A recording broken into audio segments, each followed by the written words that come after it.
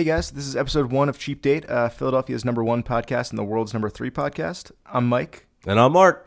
And when you think of first dates, what do you think of? You think of dinner and a movie? Well, we kind of did that. Episode 1, we got a slice of pizza and went to the movies.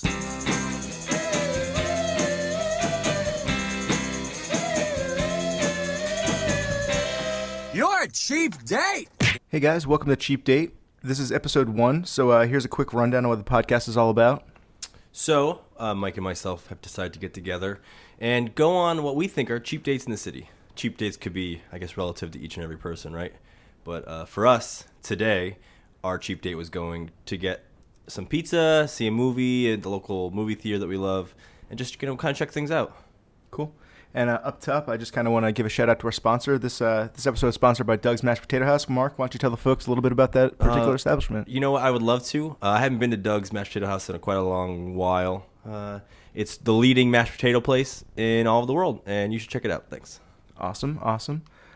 So for our first date, we went into the city being Philadelphia. We went to see a movie called At the Drive-In, which was part of the 26th Annual Philadelphia Film Festival. It centers around this theater that is kind of close to our hometown, which is Pottsville, PA.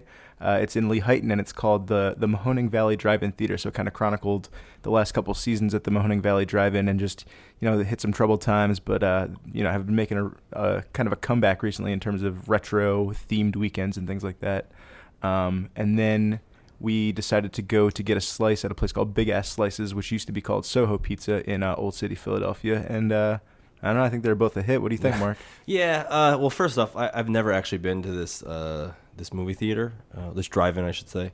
I don't know. I've been growing up going to movie theaters when I was a wee lad, and then they stopped doing them. As you get older, you just watch VHSs and you sit around your house. So I've actually never been here. I know a lot of my Philly friends have ended up going to this place to see horror shows and do marathons, like yourself and a few other of my friends. I thought the movie was fantastic. Actually, it brought me a lot of nostalgia of growing up, and I loved it. I don't know. Yeah, it was pretty cool. There was like a little Q&A with the director as well. I can't think of his name. Al Morelli, I want to say. It was Al, like that, for sure. From Lancaster. But yeah, I thought he did a really good job with it. He also had one of the main guys from the drive-in theater that kind of was, I would say, almost the star of the movie. He had him there as well, so that was pretty cool. And cheap. It was $8 per person. $8 per person. That's a very important part of Cheap Date is the price. You also had you bought some food when you were there too. I did. I bought a Coca-Cola. Oh. You bought Diet Coke on the way. That was only $1. And actually, you know what? It reminds me. How did we get to the movie theater? I guess.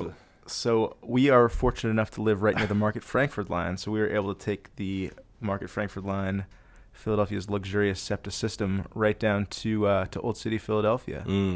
If you have never actually traveled public transit, first and foremost, or if you've never actually been to Philadelphia and used their public transit, it's an interesting thing. A lot of times, you need tokens. They're all going the way of the dodo right now. Stop and get a token. Yeah, you had to stop and get a token. So we are graced to be right next to this place called Liberty Choice in Fishtown. It is the end-all, be-all of grocery stores. Yes. And let me tell you, they are wonderful. They're so sweet to me. I haven't been here in 2 years. I lived in L.A. I moved back. These people are so nice to me. Anyway, I bought a soda. The tokens themselves are $2.35 from them or something like that. $2.25. The public transit here is insane. Some days you'll have good days when there's no one on it. And then today we had not only a homeless drug addict, self-proclaimed drug addict. I'm not just labeling him. On the train asking for money, which guilt trips me every single time because I had a pocket full of fucking change. And, You're very gracious. I didn't want to lie. But on the other hand, when we got off of the train, there was a homeless man changing right there, using it as a personal wardrobe. I don't know. I do want to give a personal shout out to train 1048 that we were riding on the way into the city. It was particularly air conditioned today, and I don't know. So Stay safe. So we got off the subway and we walked past Old City Tattoo, and one of Mark's friends works there but was not working today. Will not be there till Friday. So unfortunately, didn't get to bring a third party along. Yeah. So Old City Tattoo is located in Old City, Philadelphia, baby. And it's been a staple there. I've made acquaintances with some of the people that work there. So I just wanted to stop in. You should definitely, if you are listening to this podcast, and people in Korea, if you ever come to America, you should definitely stop in and check it out. Great tattoo artist there, etc., etc. Anyway, wanted to stop and hang out with Gus, but no one was there, so So we continued on, and we walked past a Larry Krasner rally, who is currently the district attorney of Philadelphia. It was an anti-rape, anti-Trump protest, which I thought was pretty cool. I don't think anyone's pro-rape, so I don't know why they would actually go through and be. I mean, I'm anti-rape. I don't need to sign for it, but there was anti-rape signs there. Maybe people associate Trump with rape, Which is not super far off. I mean, yeah, I guess it depends on what side of the fence you're leaning on there, but I'm anti-Trump, so I just want to put that out there before I think so. I have no qualms also saying I'm anti-Trump. We then continued on to the movie theater. It was at the Ritz 5. So there are 3 Ritzes. There's the Ritz East, the Ritz 5, and the Ritz at Bourse. This one was at the Ritz 5. I thought it was a little disorganized. Though you had to It was couldn't just go to the box office. disorganized. Had to go into a separate table, then get your stuff, walk back out to give them your ticket, then walk back in. Yes. I was scolded by that woman trying to go in. We both scolded by that woman trying to go in because we couldn't get scanned there. For some reason, they wanted everyone to scan outside, which I don't understand why you would do that. And then there was that dude who said that he was into heavy metal rock music who liked my Smiths shirt. He so did even, love you. even though he likes heavy metal music, he likes the Smiths. And he also liked your Misfits tattoo. And he talked about TV Casualty, and he had to show someone how good that. I'm not saying that this guy was not cool or a poser. No, he was great. But I think maybe borderline poser. I think wanted to fit in. I think he just was happy to see someone else who was alt as he is himself. He was what, probably 38, 40 alternative? I give him 35. Yeah. I would say he was probably soft rock, but he was leaning soft rock leaning into alternative hard rock. Yeah. Yes, going back to that, it was very unorganized. I actually felt like a cow being herded into a whatever. Yeah. A bin. But anyway, once we made our way in there, we sat down. One thing I would like to bring up off the bat, we were the youngest people there. Oh, for sure. I mean, so it was 1:20. Let's just say it was 1:20 on a Tuesday. Yeah. You know, during the Philadelphia Film Festival. I don't think we're the exact demographic. Maybe for the movie we were the demographic. But... I mean, I guess because we are unemployed. So if you're listening, both Mike and myself are looking for jobs. Give us jobs. And we were unemployed, and we still are unemployed. And we went there. I guess everyone is retired and has a lot of free time on their hands. Or maybe movie critics. I don't know. Could be one of the. Could be working stiffs. Could be some working stiffs. But yeah, to get into the movie a little bit, again, it revolves around the Mahoning Valley Drive-In Theater. I've been to the theater twice for some of their retro weekends. Once in 2016 for John Carpenter weekend, which was pretty awesome. I think the night that we were there was Escape from New York, Assault on Precinct 13, and They Live, whereas the following day was The Fog, Big Trouble in Little China, and something else. I can't really remember, but that was awesome. That was John Carpenter's definitely my favorite director, so that was really cool for me to get to see all of his 35 millimeter prints on the big screen. And then the other weekend that I went with some friends was for Evil Dead weekend. So it was Evil Dead 2, and Army of Darkness, which was again pretty cool. Yeah, it's cool that we have. So now that I'm living in Philadelphia, looking back in when I was living in LA, we had the opportunity to go to the New Beverly, which is owned and operated by Quentin Tarantino, showing 35 millimeter double features all day long, stuff that I never would have seen. Yeah. My friends out there absolutely loved it, and they have a ton of beautiful new theater showing digital. Right. And being here in Philadelphia, there's a lot of cool. I love all the Ritzes. They show a lot of cool stuff.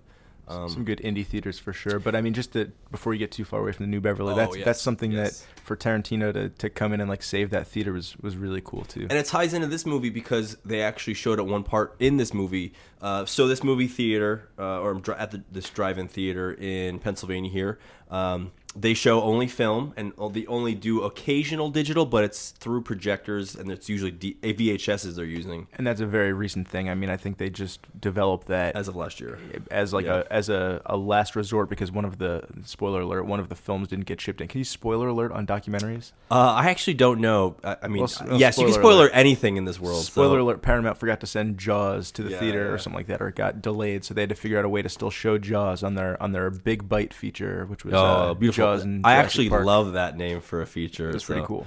Bite night, not Big Bite. Yeah, Big Bite. Big Bite. Anyway, so this drive-in theater needs to have film sent to them, which is a crazy idea in the digital age. You could just send stuff over the internet, and bam, here you have a 40 gig file. Mm-hmm. Just press play on a digital projector, and then there you go.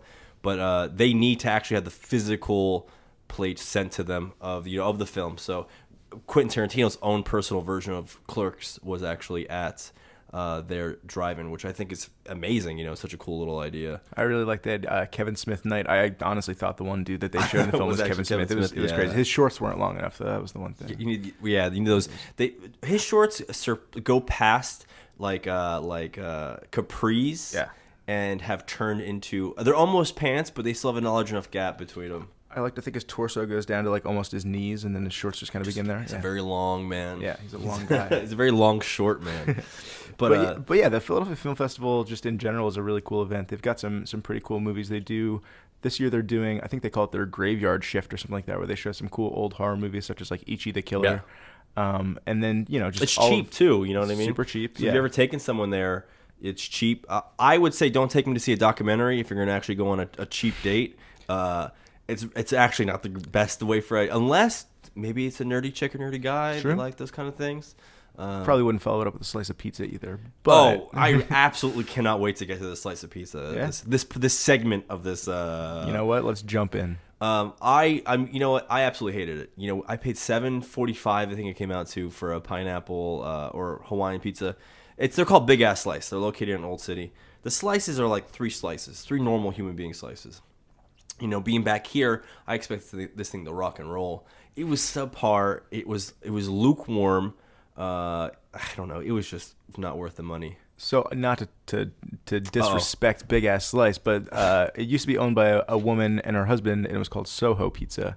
And they were really, really nice, heartwarming people. And it was, the slices were regular sized, a little bit more moderately priced and less gimmicky. And their pizza was great. But I've had Big Ass Slice a couple times, and I think I'm kind of with you where not only was it lukewarm, but I'm lukewarm on the place in general. Do you tip? So I tipped 15% because it was on an iPad, so you can just press the button, which I absolutely love because I don't have to figure out math. I'm just going to press this button. 15 seems right. Do you tip even on bad items or bad service? At that point, you've already tipped before you got the food, so that one's tough to say. True. I paid cash. I just threw $1 in the tip jar. Damn. I feel like that was probably... So it was already, and you already paid $8 for yours, so you're going $9 on this big ass slice that you didn't even really like, and neither did I. I absolutely hate tipping when the service is bad. Sure. A lot of the service friends that I have are definitely into that idea of tipping, but I can't do it. Yeah. I think it's if you're giving me bad service, why should I tip you? You know what I mean? Yeah.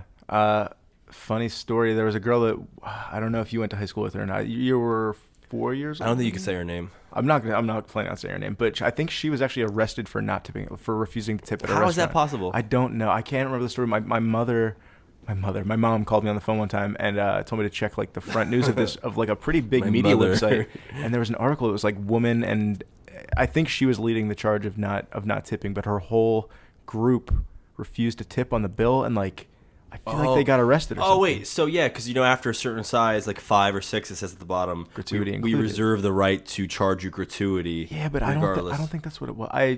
I botched this story altogether, but... Well, I'm going to assume that they didn't pay. I mean, we'll link it in the show notes that we don't have.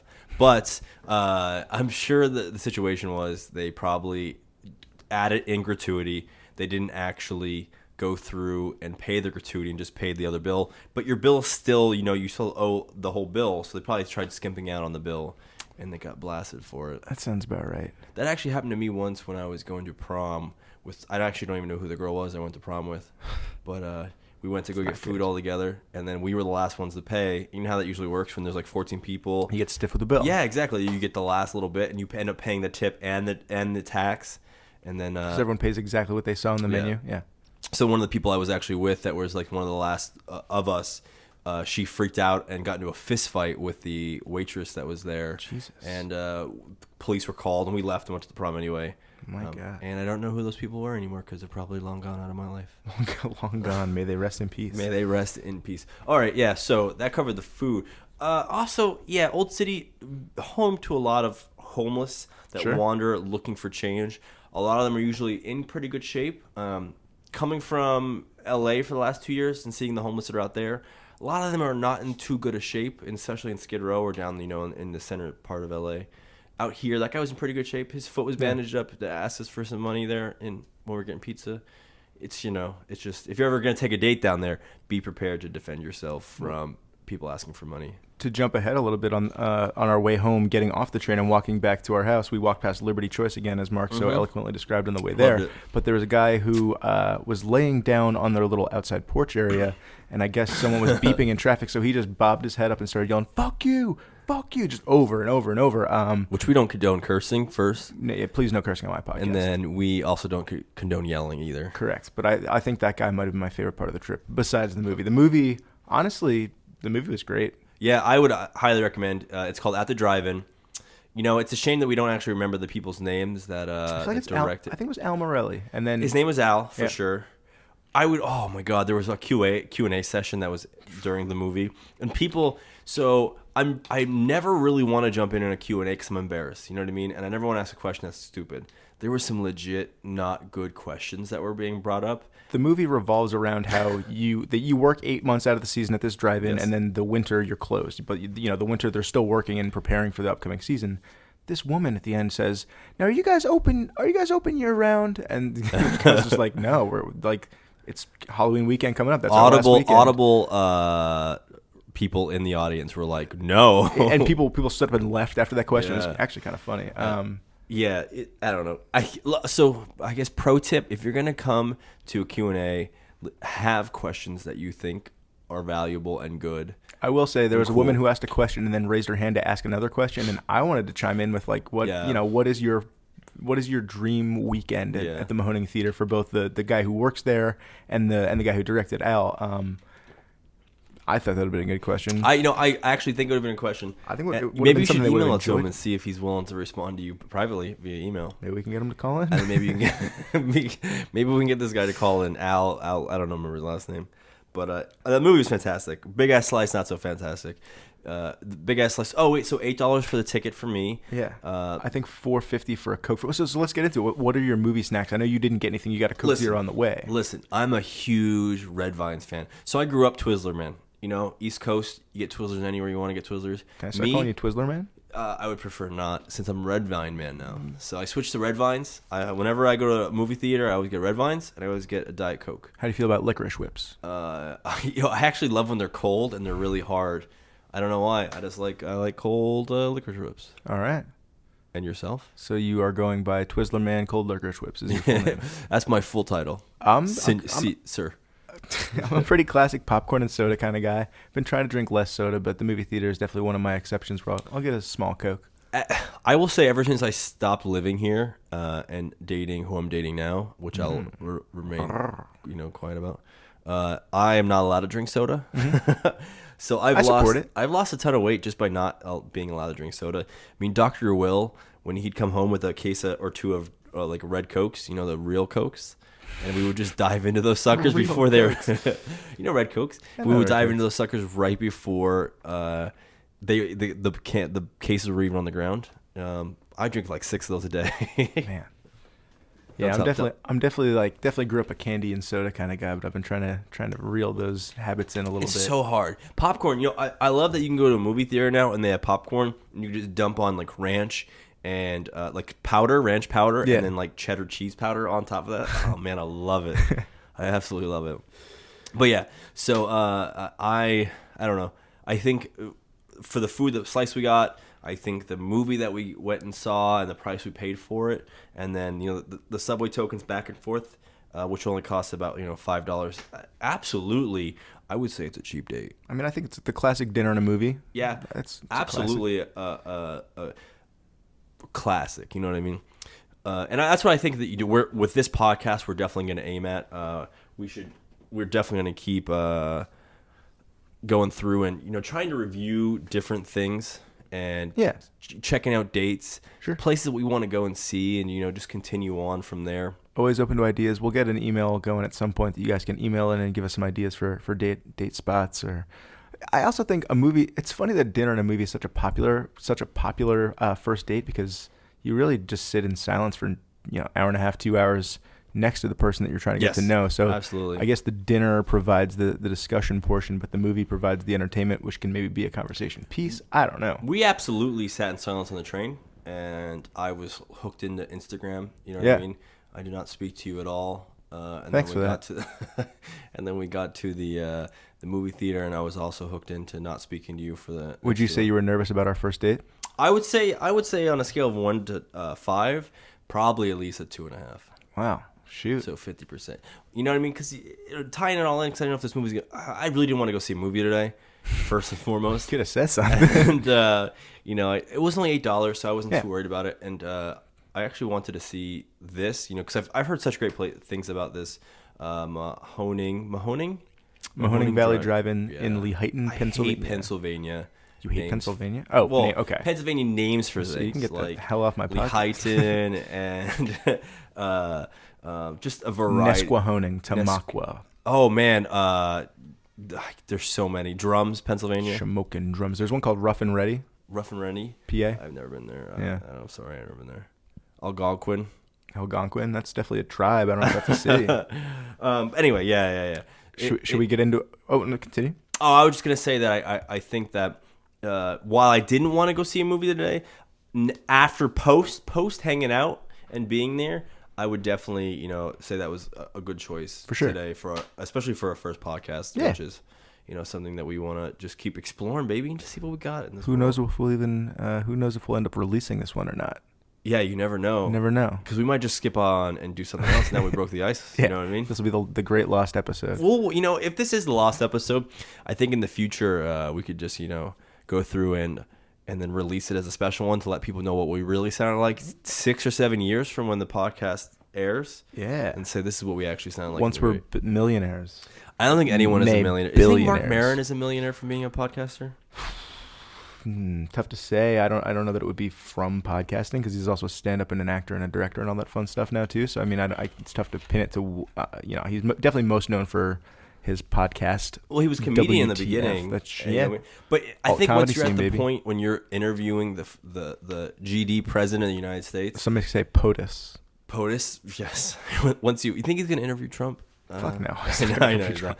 But once you reach that point where you're able to interview the president of the United States, you have reached the pinnacle of podcasting. I'd agree. Yeah. I don't know what you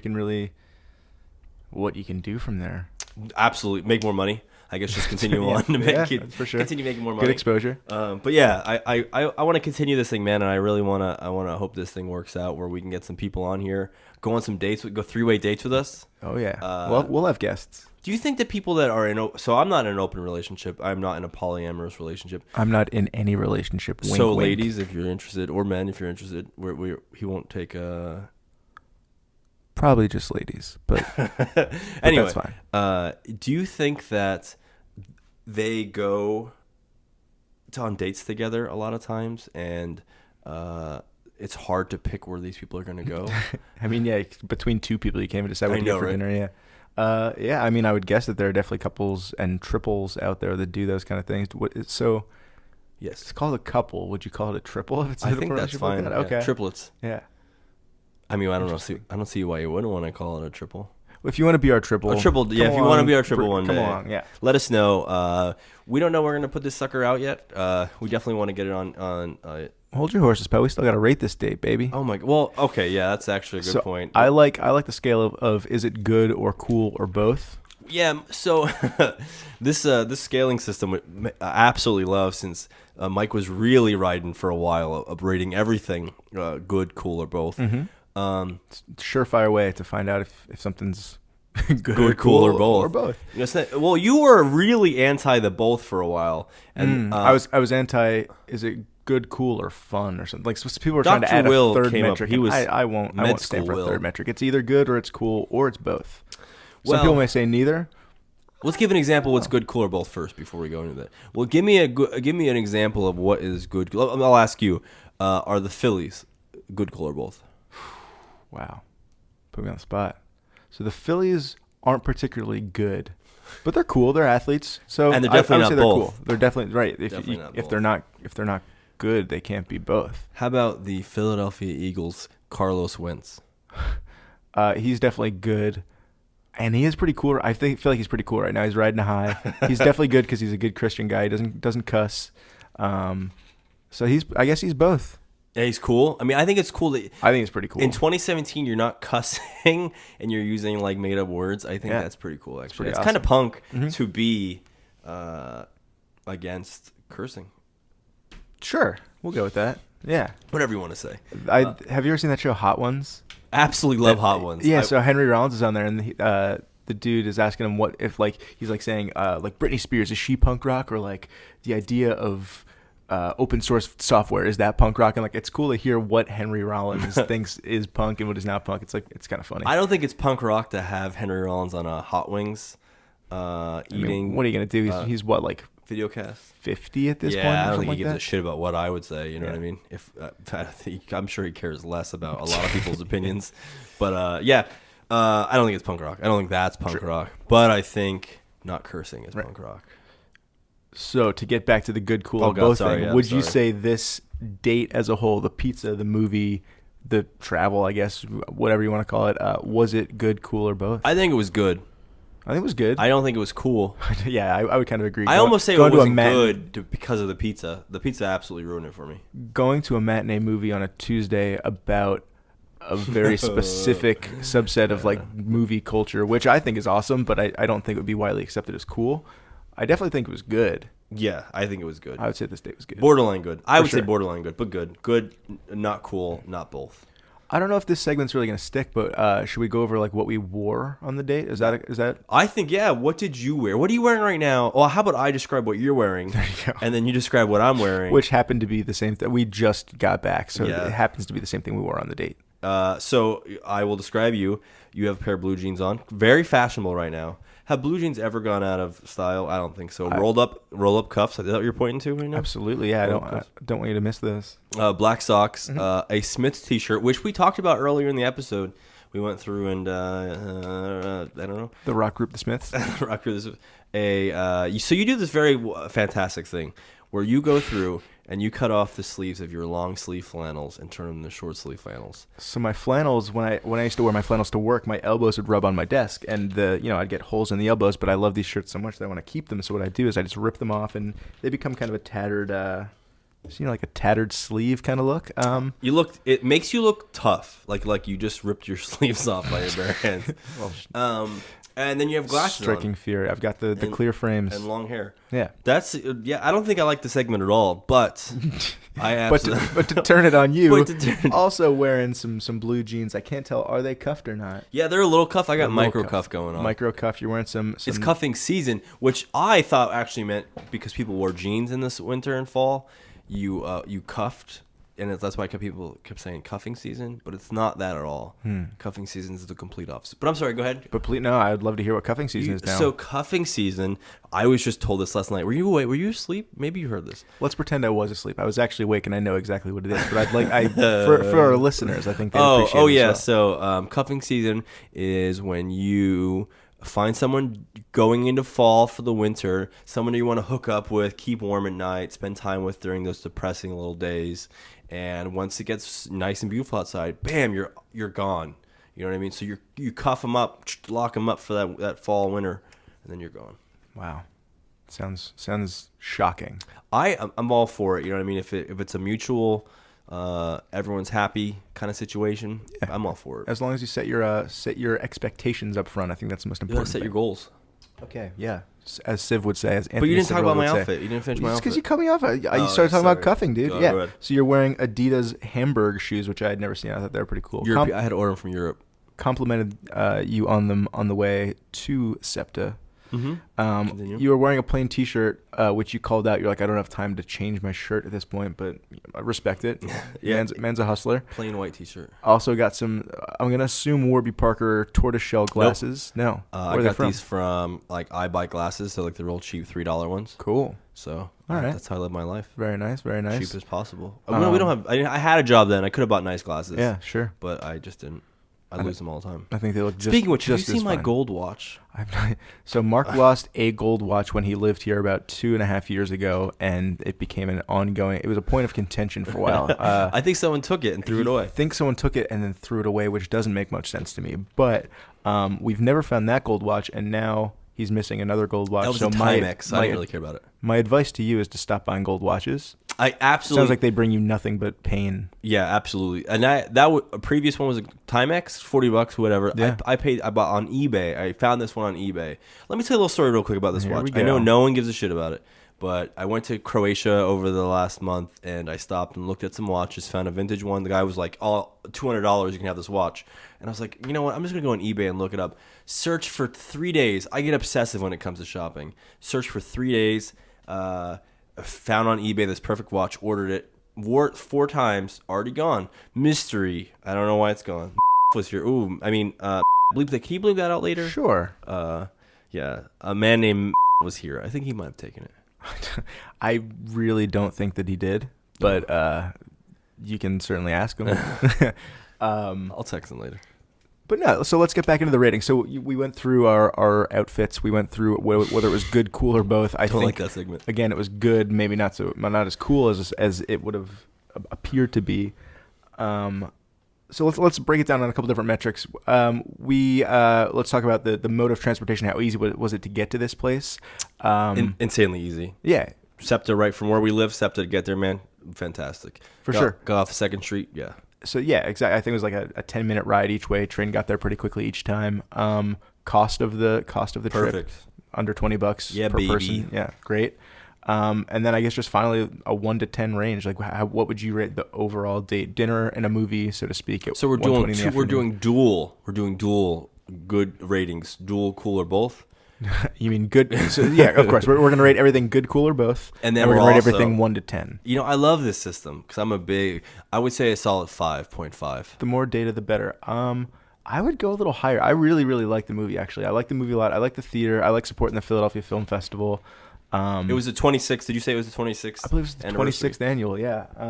Got some literature here, courtesy of my boy Jim Poole, trying to get me to buy a membership. Probably by the time this thing is released, you are not going to be able to see these movies or go to this place. Oh, But they'll be released on video on demand or something like that. Yes, it looks like we are looking at the 26th annual Philadelphia Film Festival, hosted by the Philadelphia Film Society. fantastic.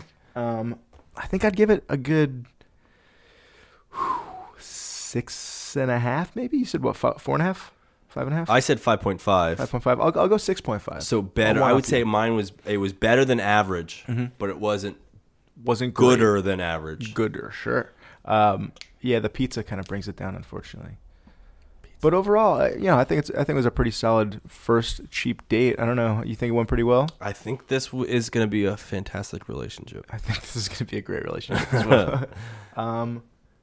Cool. I guess that's just about it. What do you think? Baby, yeah. And you know what? I guess the biggest thing I could say to these the people listening in podcast land is catch us next time. Keep tuning in, and we'll have another fresh cheap date for you. Thank you guys for checking us out. All right, love you. All right, take care.